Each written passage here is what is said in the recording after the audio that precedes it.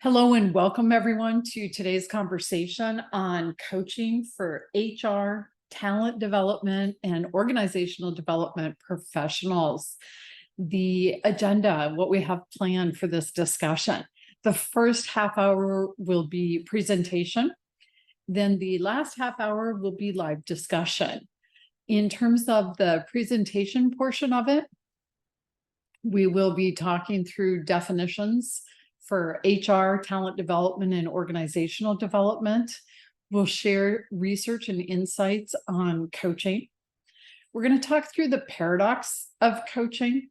We'll talk about combining and separating the different roles and coaching skills for HR, talent development, and org development professionals. There will be time for question and answer. And of course, all the way through, happy to watch questions in the question box or the chat box. And then we also will share some resources with you before moving into discussion time.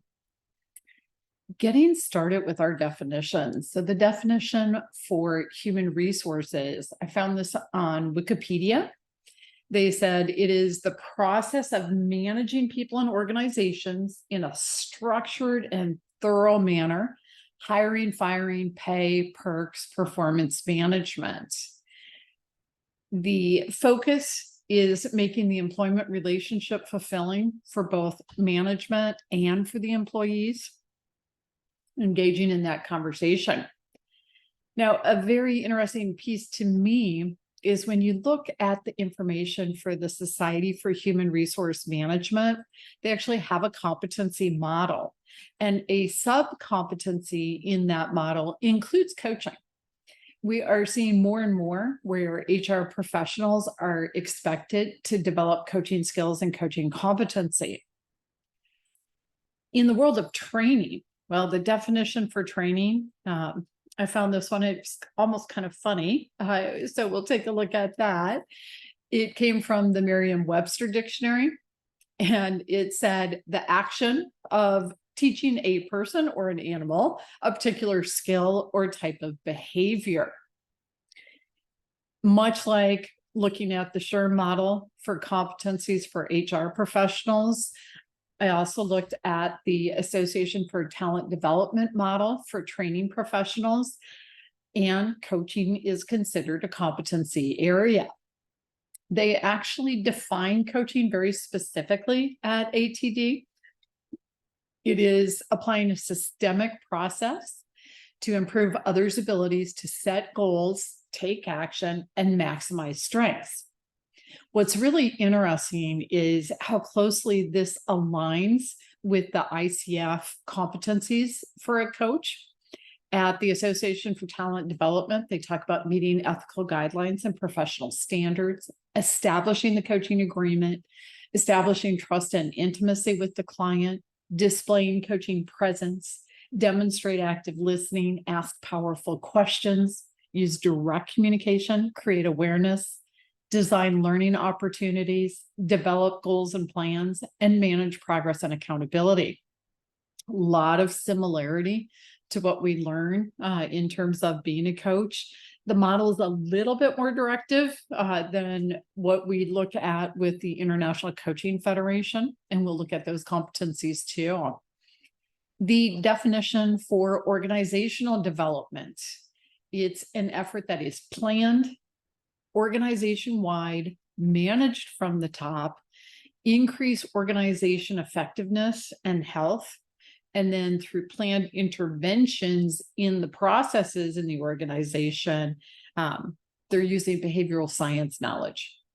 So the competency model for organizational development includes the systems change, culture builder, innovator, the efficient designer, process consultant, and data synthesizer, the strategic catalyst, results-oriented leader, and trusted advisor, credible influencer, collaborative communicator, globally diverse integrator, exemplary consultant, emotionally intelligent leader, lifelong learner, and practitioner.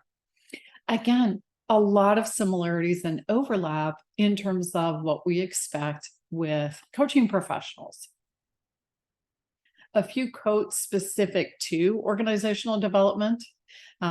Coaching is the tool of choice for organizational development for leaders and emerging leaders. That's from Denison Consulting. And then the Society for Industrial and Organizational Psychology said, effective and timely coaching can make the development and implementation of a business strategy less daunting and more successful. Very much seen as a tool within organizational development. So what exactly is coaching? Well, many of you know, we have our definition from the International Coaching Federation. It is partnering with clients. And that word partnering is really significant. Whereas org development, human resource and talent development professionals are seen as the experts in their field, coaches come in and work with clients as a partner. We put ourselves on the same level as the people we are working with, and it's a different mindset. It goes on to say it's a thought-provoking and creative process that makes it a lot of fun, and it's intended to inspire people to maximize their own personal and professional potential. The competencies, and think about how these fit with the competencies we saw for HR, talent development, and org development. Our area of foundation includes demonstrating ethical practice and embodies a coaching mindset. The area of co-creating the relationship includes establishes and maintains agreements, cultivates trust and safety, and maintains presence. The area of communicating effectively includes listens actively and evokes awareness. And then we have facilitating client growth. A lot of overlap, a lot of similarity in the competency areas for each of these fields. So this analogy, the staircase to success, is designed to give you the sense of what the coaching relationship is like and how it's developed and built. We're going to compare building a coaching relationship to building a staircase. When you build a staircase, the first thing you do is put the framework in place. If you're building a coaching relationship, that framework includes training. Makes sense. We do that in all of our professions. Competency, the specific competencies for being a coach, much like what you see for HR, talent development, and org development. And then, of course, ethics and having that ethical practice in place. There are a lot of similarities in the ethics for the different professions, and the Coaching Code of Ethics does have some very specific things that are unique and different. With the framework in place, you're ready to start building the steps. The first step in coaching is agreement, and the agreement comes in multiple forms. First off, we have the formal agreement. Hey, this is what coaching is, what it isn't. This is how the relationship's going to work. And we set that up before we start. Then every single coaching session, it's reaching agreement, establishing the agreement in terms of what the client wants to accomplish during that coaching session, their measure of success, their agenda, if you will, for the conversation. With that agreement in place, the next step is understanding. This is happening on multiple levels. It is incumbent on the coach to understand their client. Who is their client? How do they think? How do they process? How do they function? Everything about what's going on for them. It does take an intentional interest in that client. Who are they? What is their culture? What are their experiences? Really knowing them and understanding that. It also is happening in conversation where you're understanding what it is the client wants, what their motivators are, the values and beliefs around that. With the understanding in place, you're more effectively set up in terms of developing rapport. And that step of rapport is built on the framework that we talked about, as well as the agreement and the understanding. It is the number one indicator of success in a coaching engagement. The rapport, in turn, opens up the communication. And the communication includes listening very deeply and on multiple levels to what's being said, what isn't being said, listening over time to patterns and trends, So a lot of listening going on. Then the language we use in coaching, very clear, very direct, very respectful. And it's very positive and focused forward on what the client wants. It sets up with the communication, asking those powerful coaching questions. And those coaching questions, in turn, bring us to the step of exploration. Exploring what are the opportunities, what are the possibilities, what are the potential barriers, what are the resources, and through that exploration, moving to developing the strategy where the client is deciding what they're doing, how they're going about it, etc. And that is designed to move them to the doorway called success, with success being defined by the client. Let's shift now into some of the impact. I'm going to share a few statistics with you. You may have seen some of these. The first one, Amoco Corporation, now part of British Petroleum, evaluated coaching over a 10-year period of time. I love the longevity of that. And here's what they found. The people that had a coach had improved performance, increased ratings of potential for advancement, and 50% higher average salary increases. And what's really significant is the people with that attributed it directly to the coaching. In other words, coaching is a phenomenal opportunity for people in terms of developing their own career. When companies do bring in coaches, what are their reasons? 48% of the time, it's because they want to develop their high potentials or facilitate transitions. And you saw that quote, tool of choice for leaders and emerging leaders. 26% of the time, a coach is brought in to act as this sounding board. We see this most commonly in the C-suite, where at that level, they're not looking for somebody to help them plan action steps. They are thinking out loud. They want someone who's going to challenge their thinking and help them expand their thinking. And then 12% of the time, it's to address the derailing behavior. This is someone the company wants to see be successful, and something's getting in the way. So the coach is brought in to support them addressing that effectively so that they are successful on the job. When Harvard Business Review did this research, they found that 76% of the time in coaching engagements, personal issues get addressed as well.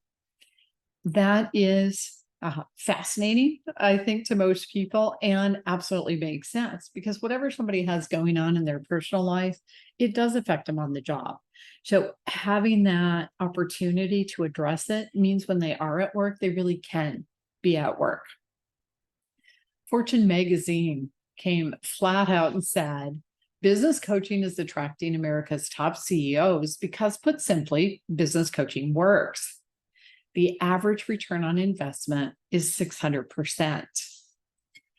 One of the studies that I'm guessing they looked at when they put that out there was the one from Metrics Global. It's commonly cited. And they said coaching produced a 529% ROI. And when you added the financial benefits from employee retention, that number jumps to 788%. It's a phenomenal return on investment. And of course, it makes sense that it's being used more and more in organizations. Right Management said 86% of companies use coaching to sharpen the skills of individuals who are targeted as future leaders. Triad Performance Technologies did a study, and they found the financial benefits of coaching with sales managers in the telecom industry had 1,000% ROI. So phenomenal return on investment. So let's talk about the paradox. Here's our challenge. Coaching skills can be used when you're mentoring, managing, consulting, doing therapy or counseling, leading. In other words, coaching skills are incredibly helpful to human resource professionals, talent development professionals, and organizational development professionals.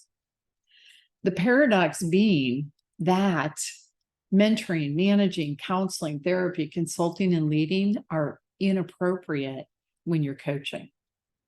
In other words, being the HR professional, the talent development professional, or the org development professional, bringing that into coaching is considered inappropriate because it's not what coaching is. So what do we do when we talk about combining the roles? There's definite overlap, and coaching is a skill set that serves in the professional capacity for somebody in HR. Very specifically, during coach training, we learn a lot in terms of recognizing different personal styles and learning styles. Again, a nice overlap with the HR side of the things. The coaching questions really bring in a unique piece to it because the way we ask questions in coaching is completely different than any other type of question. Activities specific to HR, using coaching skills for empowering productivity in the workforce and for advancing careers. Definite benefit plus value add for somebody in HR. In terms of coaching and talent development, the awareness of the learning styles comes up when you're doing a training. Trainers know, hey, I'm going to have all the different learning styles in the room. How do I work with each of those?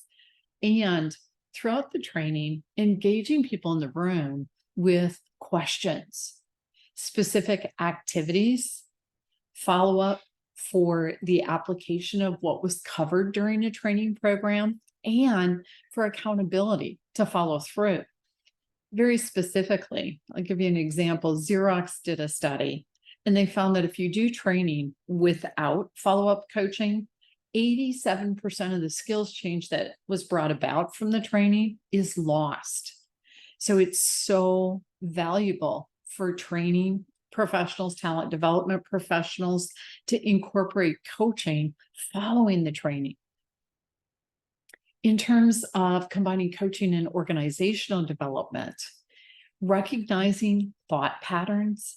In coach training, we talk about thought patterns and how people are thinking through things and framing things, and then asking the questions. Specific activities, creating buy-in for change. Coaching is a phenomenal skill set for supporting that and for empowering ownership.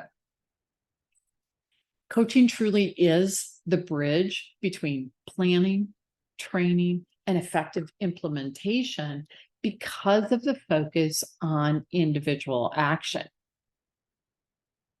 In terms of separating the roles, it's important to have time for HR functions, very specific. Hey, this is the role, this is the job. You got to have time for talent development functions. You got to have time for organizational development functions.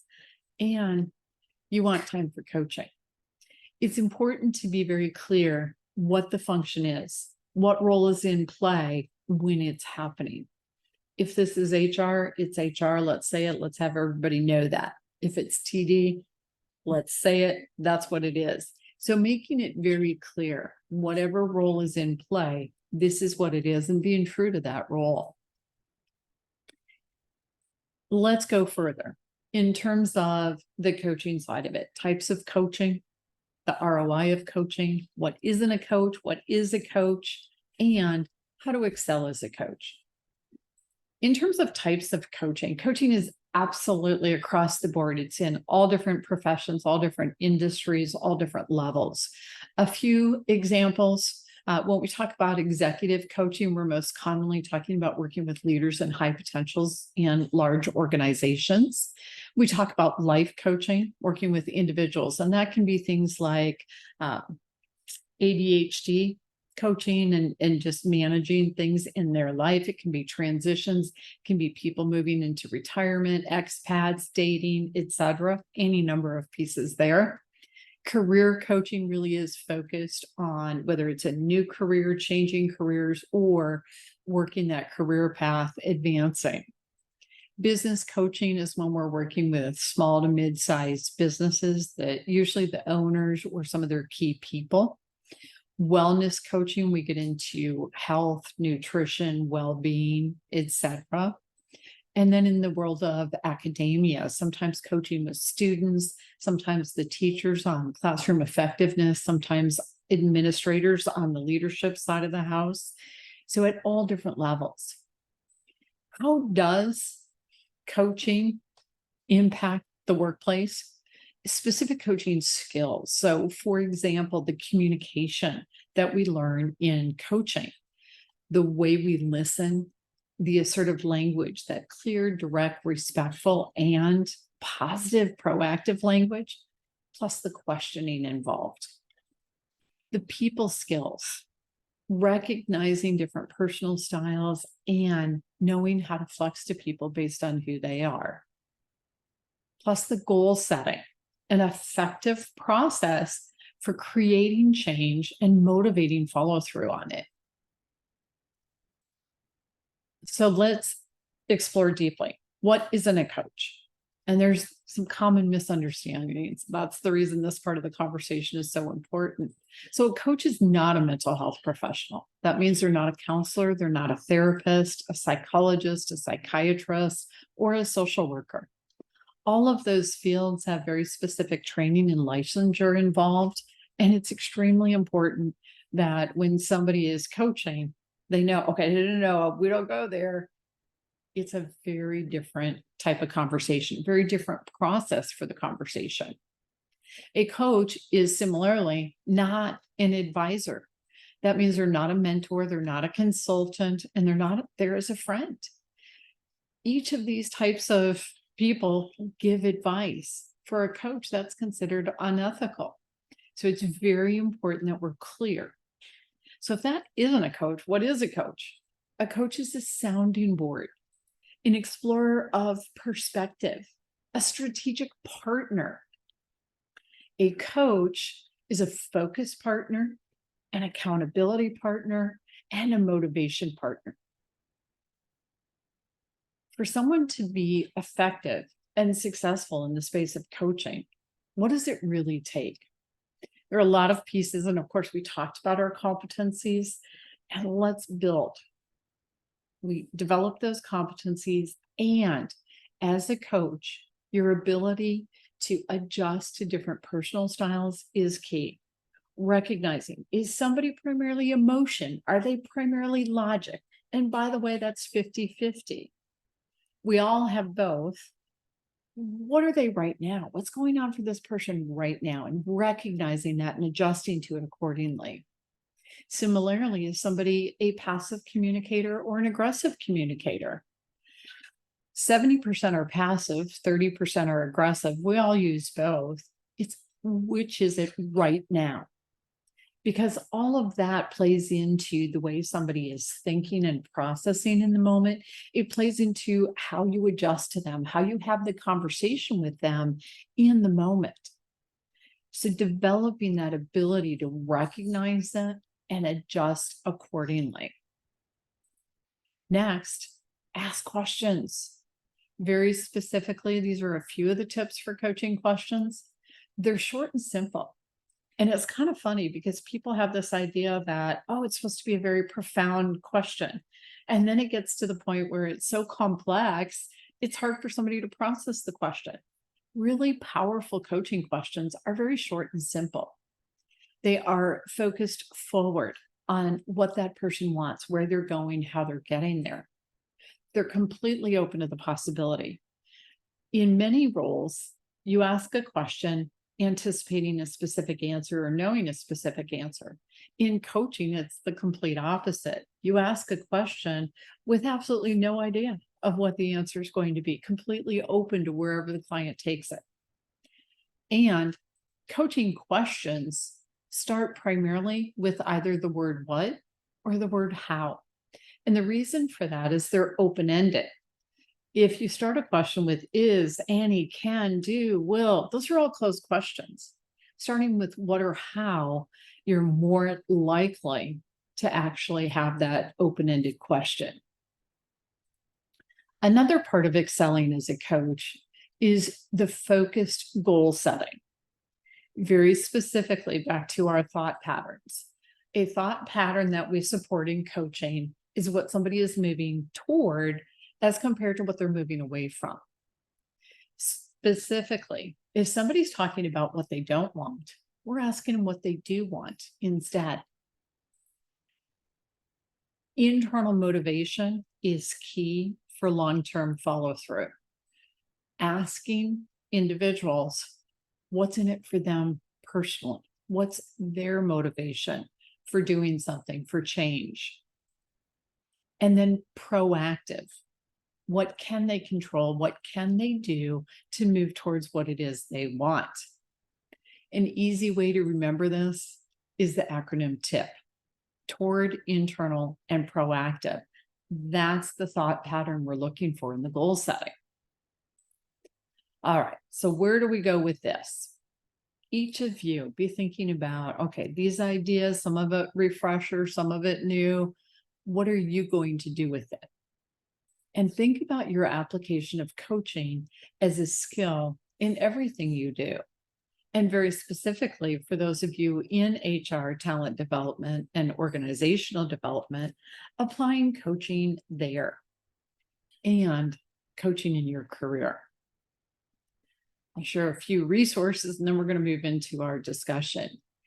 Center for Coaching certification is available to you in terms of coach training. And then we have a coaching firm, Coach 123, where we provide coaches.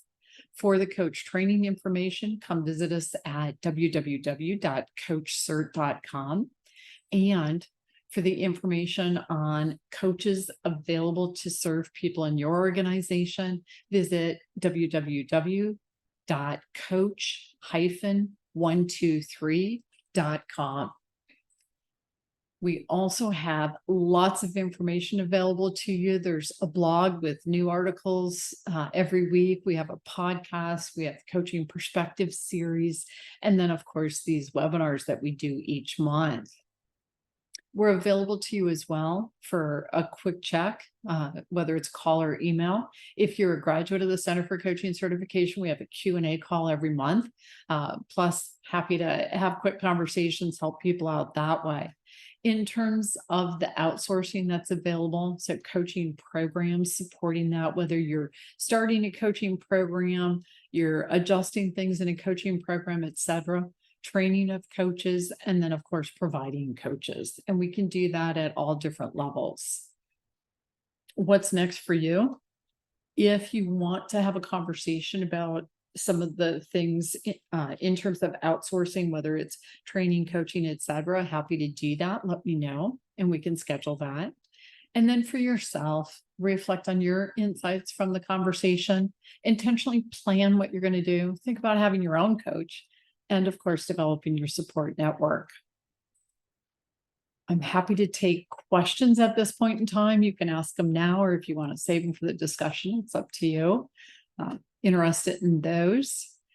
And pause in a second to see if anything pops up. And then what I do want to say, of course, is thank you. Thank you for being here, for your time and your interest. Do let us know how we can be helpful and support you.